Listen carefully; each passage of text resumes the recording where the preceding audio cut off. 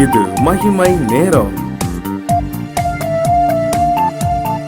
ஆண்டவரும் உலக ரட்சகருமாய் இருக்கிற இயேசு கிறிஸ்துவின் ஈடு இணையற்ற பரிசுத்த நாமத்தில் என் அன்பின் வாழ்த்துக்கள். பரிசுத்தவான் யோபு அவர் பட்ட பாடுகள் உலகத்தில் அவர் மாதிரி யாருமே படல. எனக்கு தெரியும், திடீர்னு ஒரு பெரிய காத்தடிக்குது, 4 பக்கத்துல வீட்டு மேல மோதுது, யோபுடைய அத்தனை பிள்ளைங்களே இறந்து போயிட்டாங்க. சொல்றான், பிள்ளைங்கள்லாம் இறந்து போயிட்டாங்க. காற்று பலத்த காற்று அடிச்சது, அந்த வீடு விழுந்தது, எல்லாரும் இறந்து போயிட்டாங்க. கொஞ்ச நேரத்துல ஒருத்தர் வந்து சொல்றான், ஐயா சபையர் வந்து உடைய மந்தை மேல விழுந்து எல்லா மந்தையும் கொண்டு போயிட்டாங்க. ஒருத்தர் சொல்ற, வானத்துல இருந்து அக்கறை இறங்கி உடைய மந்தையில நிறைய அடிச்சிட்டு எல்லாம் போயிட்டு ஒண்ணுமே இல்லை. யோபுடைய மனைவி மட்டும். அப்படியும் பிசாசு விடல. ஆண்டவர்கிட்ட போய் சொல்றான், ஆண்டவரே எல்லாத்தையும் அழிச்சிட்டு ரைட்டு உத்தமத்துல உறுதியா இருக்க பார்த்துட்டு, இல்ல அவன் சரீரத்தை தொட்டு பாருங்க, நம்ம தூஷிக்கான இல்லையான்னு பாரு, சரீரத்தையும் தொட அனுமதி கிடைக்க தொடுறான், தூஷிக்கல, உத்தமத்தில் உறுதியா இருந்தார். கடைசியில அவருடைய சிநேகிதர்கள், யோபுடைய சிநேகிதர்கள் யோபுவை போல ஆண்டவற்றை நிதானமா பேசலாம். ஆண்டவர் சொல்றாரு, என் தாசனாகிய யோபுவை போல நீங்கள் என்ன இடத்துல நிதானமாய் பேசவில்லை. ஆண்டவருடைய ஸ்டேட்மெண்ட பாருங்க. சிநேகிதத்துல சொல்றாரு, என் தாசனாகிய யோபு போல நீங்க என்கிட்ட நிதானமாய் பேசவில்லை. என் தாசன் என்கிட்ட நிதானமா பேசுறாரு. எவ்வளவு பிரச்சனை என் பிள்ளை, என் தாசனுக்கு இவ்வளவு போராட்ட உலகத்துல யாரும் சந்திக்காத பிரச்சனையை அவர் சந்திக்கிறாரு. ஏன்னா உத்தமத்துல இருக்கிறாரு. தேவனுக்கு எனக்கு பயந்தவன், உத்தமத்துல உறுதியாயிருந்தவன், உண்மையாயிருந்த ஒருவன். ஆனா அவனுக்கு எவ்வளவு பெரிய பிரச்சனை, அவனுக்கு எவ்வளவு பெரிய பாடுகள், அவனுக்கு எவ்வளவு பெரிய உபத்திரவம், அவனுக்கு எவ்வளவு பெரிய நெருக்கம். ஆனா உறுதியா இருந்தார் உத்தமத்துல. ஆனா நீங்க அப்படி இல்லையே, என்னை குறித்து நீங்கள் நிதானமாய் பேசவில்லையே. போங்க, என் தாசனாகிய யோபுட்ட போங்க, அவங்களுக்காக வேண்டுதல் பண்ணுவான்.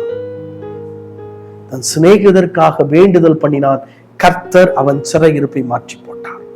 முன்னிலைமை பார்க்கலும் பின்னல் அதிகமாய் ஆசீர்வதித்தார். இன்னைக்கு சிநேகிதற்காக, நண்பர்களுக்காக ஜெபம் பண்றீங்களா? அல்ல எனக்கு ஆண்டவரே இந்த மளிகை கடை லிஸ்ட் மாதிரி, எனக்கு அது வேணும் ஆண்டவரே, இது வேணும் ஆண்டவரே, எனக்கு அதை தாரும் இதை தாரும், எனக்கு எல்லாம் இது வேணும் லிஸ்ட் போட்டு ஆண்டவர்கிட்ட கொடுத்துக்கிட்டு எனக்கு எனக்கு எனக்கு எனக்குன்னே இருக்குமா? அல்லது மற்றவர்களுக்காக விண்ணப்பம் பண்ணுகிறோமா? மற்றவர்களுக்காக தேவ சமூகத்துல மன்றாடி ஜெபிக்கிறோமா? தேவ சமூகத்துல மற்றவர்களுக்காக விண்ணப்பம் பண்ணி ஜெபிக்கிறோமா? தேசத்திற்காக, தேசத்தின் எழுப்புதலுக்காக துறப்புல நின்று ஜெபிக்கிறீர்களா? எழுப்புதலுக்காக எவ்வளவு நேரம் திறப்புல நின்று ஜெபிக்கிறீங்க? தேசத்திற்காக எவ்வளவு நேரம் திறப்புல நின்று ஜெபம் பண்றீங்க? எழுப்புதல் வந்துட்டுன்னா எல்லாம் மாறிடும். எழுப்புதலுக்காக நீங்கள் ஜெபிக்க ஆரம்பிச்சு எழுப்புதல் வந்துட்டுனா எல்லாம் டோட்டலி சேஞ்ச்டு, எல்லாம் மாறிடும். அந்த எழுப்புதல் தீ யார் மேல எல்லாம் விழுதோ அது எல்லாம் ஒரு மாற்றத்தை கொண்டு வந்து விடும். அமெரிக்க தேசத்துல அசோசா ஸ்ட்ரீட் அப்படின்னு ஒரு இடம், அங்க ஒரு ஆலயம் பூட்டியே கிடந்துச்சு, ஒரு மெத்தடிஸ்ட் சர்ச் பூட்டியே கிடந்துச்சு. அப்ப இங்க ஒரு தேவ மனிதர் அந்த பூட்டி கிடக்கிற மெத்தடிஸ்ட் சர்ச்சுடைய தெருவில், அசோசா ஸ்ட்ரீட் அந்த தெருவில் நின்று பிரசங்கம் பண்றாரு. ஜனங்கள் கொஞ்சம் கூட்டம் வர ஆரம்பிச்சாங்க. அந்த ஆலயத்தை போய் அனுமதி கேட்டு திறந்தாரு, சுத்தப்படுத்தினார். அந்த ஆலயத்துல ஜெபிக்க ஆரம்பிச்சாங்க. மக்கள் பாவத்தை அறிக்கையிட்டு ஒப்பு கொடுக்க ஆரம்பிச்சாங்க. ஒரு பெரிய எழுப்புதல் அசோசா ஸ்ட்ரீட்ல. இங்க ஜெபம் பண்றவங்க நடந்து போனாங்கன்னா அவங்கள பார்த்தாலே பிசாசு ஓடுது. ரயில்வே ஸ்டேஷன் அங்க இருக்க பிசாசு போடுது. கை வச்சாங்கன்னா அற்புதம் நடக்குது, அதிசயம் நடக்குது, வியாதியஸ்தர் சுகமாகறாங்க. பெரிய ஒரு எழுப்புதல். அதன் மூலமா அந்த தேசம் முழுவதும், அமெரிக்க தேசம் முழுவதும் ஒரு பெரிய எழுப்புதல். அந்த எழுப்புதல் ஒவ்வொரு தேசமா அப்படியே பரவுது. இங்கிலாந்துக்கு வருது, இந்தியாவுக்கு வருது, முத்தை மிஷன்ல அந்த எழுப்புதல் வருது. குலாபா என்கிற பெண் வந்து ஆவிகளிலிருந்து சீன மொழிகளை பேசினதாக வரலாறு சொல்லுகிறது. அந்த எழுப்புதல் இந்தியாவுக்கு வந்துச்சு, தமிழ்நாட்டுக்கு வந்துச்சு. ஆனா காலப்போக்கில் அந்த எழுப்புதல் மங்கிச்சு. ஆனா மீண்டும் ஒரு எழுப்புதலின் அக்கினி விழணும் அப்படின்னா நம்ம தரப்புல நின்று ஜெபிக்கணும். ஆண்டவரே, மீண்டும் ஒரு எழுப்புதலின் அக்கினி என் தேசத்துல விழணும். எங்க மேல அந்த எழுப்புதலின் அக்கினியை போட ஆண்டவரே, எங்க மேல அந்த எழுப்புதலின் அக்கினி விழட்டு ஆண்டவரே, நம்ம ஜெபம் பண்ணணும். அப்படி ஜெபிக்க ஆரம்பிச்சோம் அப்படின்னா, அந்த எழுப்புதலின் அக்கினி நம்ம மேல விழுந்துட்டு அப்படின்னா, அந்த நம்ம எங்கெல்லாம் போறோமோ அங்கெல்லாம் அந்த எழுப்புதல் அக்கினி கிரியை செய்ய ஆரம்பிச்சிடும். எங்கெல்லாம் போறோமோ அந்த எழுப்புதல் அக்கினி மாற்றத்தை கொடுக்க ஆரம்பிச்சிடும். எதுக்காக? மற்றவர்களுக்காக விண்ணப்பம் பண்ண ஆரம்பிச்சும் போது, தேசத்திற்காக எழுப்புதலுக்காக ஜெபிக்க ஆரம்பிச்சிட்டீங்கன்னா, எழுப்புதல் தேவர்களை பயன்படுத்த ஆரம்பிச்சிருவாரு. எங்களை மாதிரி ஊழியர்கள் இல்ல, உங்களை கொண்டு விசுவாசிகளை கொண்டு தேவன் அற்புதம் செய்வார், தேவன் அதிசயம் செய்வார். அசசா சீட்ல ஜெபம்ன்றவங்க அவர் மட்டும் தான் ஊழியக்காரர், மீதியெல்லாம் விசுவாசிகள். அவங்க போனாங்க, அற்புதம் நடந்துச்சு. அவங்க கை வச்சாங்க, பிசாசு ஓடிச்சு. அவங்க கை வச்சாங்க, வியாதி மாறிச்சுங்க. இன்னைக்கு வட இந்தியாவில் நடக்குதுங்க. சின்ன பையன், 2 வயசு பையன் ஜெபிக்கிறான், அற்புதம் நடக்குது. இன்னைக்கு நடக்குது, தமிழ்நாட்டில் நடக்குது. 2 வயசு பையன் ஜெபிக்கிறான், அற்புதம் நடக்குது. நம்ம டிவியில பாக்குறோமே, சாட்சி கேட்கிறோமே. அப்போ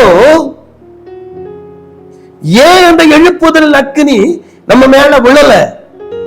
அதற்காக நம்ம மற்றவர்களுக்காக நம்ம ஜெபிக்கல, மற்றவர்களுக்காக நம்ம விண்ணப்பம் பண்ணல. ஆகவே அந்த எழுப்புதல் அக்கினி நம்ம மேல் விழவில்லை. அது மட்டும் இல்ல, அதுக்கு நமக்கு வாஞ்சை இல்ல. மற்றவர்களுக்காக ஜெபிக்கக்கூடிய எண்ணம் நமக்கு இல்ல. ஏன்னா நம்ம நல்லா இருக்கிறோம், நமக்கு எல்லாம் இருக்குது. அதனால மற்றவர்களுக்காக ஜெபிக்கக்கூடிய எண்ணம் நமக்கு இல்லை. உலகத்துல கொரோனான்னு ஒண்ணு வந்துச்சு. அப்ப எல்லாரும் வீட்டுக்குள்ள இருந்துகிட்டோம், எல்லாரும் வீட்டுக்குள்ள இருந்துகிட்டோம். ஆனா அப்போ ஜெபிக்க ஆரம்பிச்ச, ஆண்டவரே இந்த கொரோனா தேசத்தை விட்டு போகணும் போச்சா, உலகத்தை விட்டு போயிட்டேன், அப்புறம் அது வரலையே. உலகத்துல இப்ப காணாம போயிட்டேன், அதை பத்தி யாருமே பேச மாட்டேங்கல. கோவிட்டா இல்ல, அது எங்க போச்சுன்னு தெரியல, போயிட்டு. அது எப்படி வந்துச்சுன்னு தெரியல, எப்படியே வந்த மாதிரி போயிட்டு. இன்னைக்கு நம்முடைய ஜெபம் மற்றவர்களுக்காக ஜெபிக்கிறோமா? மற்றவர்களுக்காக விண்ணப்பம் பண்ணுகிறோமா? மற்றவர்களுக்காக தேவ சமூகத்தில் மன்றாடி ஜெபிக்கிறோமா? ஆண்டவரே, மற்றவர்களுக்கான விண்ணப்பம் பண்ணுவேன், மற்றவர்களுக்காக ஜெபிப்பேன், எழுப்புதலுக்காக ஜெபிப்பேன் கேளுங்க. அந்த எழுப்புதல் அக்கினி உங்க மேல விழும். கர்த்தர் அந்த எழுப்புதல் அக்கினி உங்க மேல விழ வைத்து, அந்த எழுப்புதல் அக்கினி உங்க வாழ்க்கையில கிரியை செய்விப்பார். தலைகளை தாழ்த்தி ஜெபிப்பார். அன்பின் ஆண்டவரே, உமக்கு ஸ்தோத்திரம். ஆண்டவரே, சிநேகிதருக்காக நாங்கள் ஜெபிக்கக்கூடிய கிருபையை கர்த்தர் தருகிறார். எழுப்புதலின் அக்கினி ஒவ்வொரு மேல விழட்டும் ஆண்டவரே.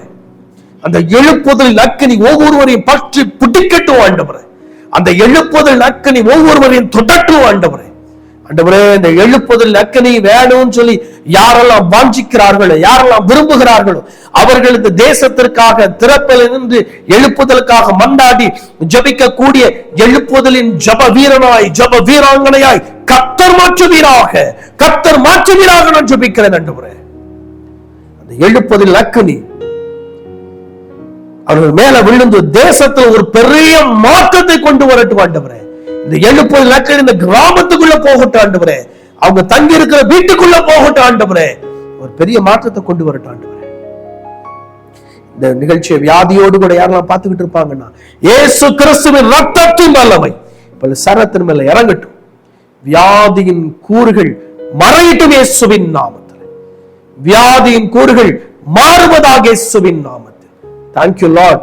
தம்முடைய வல்லமையான கரம், தம்முடைய வல்லமையான கரம் இறங்கி கிரியை செய்யட்டும் நான் ஜெபிக்கிறேன். கர்த்தர் அற்புதங்களை நடப்பிப்பீராக. வியாதியின் கூறுகள் மறையட்டும், பக்கவாதம் மறையட்டும் இயேசுவின் நாமத்தில். Thank you Lord. உமக்கு ஸ்தோத்திரம். செயல்பட முடியாத ஒவ்வொரு உறுப்புகளும் இப்பொழுது இயேசுவின் நாமத்தில் செயல்படட்டும் என்று நான் கட்டளை கொடுக்கிறேன். Thank you Lord. உமக்கு நன்றி, உமக்கு ஸ்தோத்திரம், உமக்கு ஸ்தோத்திரம். நம்முடைய மாறாத கரம் கிரியை செய்யட்டும். கர்த்தர் பொறுப்பெடுத்துக் கொள்வீராக, கர்த்தர் பொறுப்பெடுத்துக் கொள்வீராக. கர்த்தர் பொறுப்பெடுக்க போகிறபடி நான் வல்லமையான கரம் கிரியை செய்யட்டும். இயேசு கிறிஸ்துவின் நாமத்தில் ஜெபிக்கிறேன் பிதாவே, ஆமென்.